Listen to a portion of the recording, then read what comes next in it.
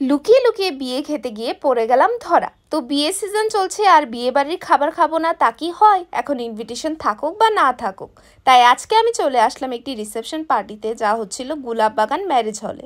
ভিতরে ঢোকা মাত্রই দেখতে পারলাম সবকিছুতে যেমন একটি রাজকীয় ব্যাপার, আর ডেকোরেশনটা এতটাই সুন্দর ছিল যে ফটো তুলতে তুলতে তোমাদের মোবাইল ফোনের মেমোরি কার্ড ফুলই হয়ে যাবে। তারপর লুকিয়ে লুকিয়ে চলে গেলাম বড় বধূকে দেখতে। ওরা ঠিক আমাকে চিনতে পারলো না, তাই আর কি বলেই দিলাম ওদেরকে যে ইনভিটেশন ছাড়াই ওদের রিসেপশন পার্টিতে আমি চলে আসলাম। কংগ্রাচুলেশন জানিয়ে চলে গেলাম ডিরেক্টলি স্টার্টার, যেখানে ছিল cold drinks, veg pakora, chicken pakora আর কফি। তারপরে কিছুক্ষণ ওয়েট করার পরে চলে গেলাম ডাইনিং হলে। বাপরে, এত সুন্দর আর বড় ডাইনিং হল তো আমি ফার্স্ট টাইম দেখলাম।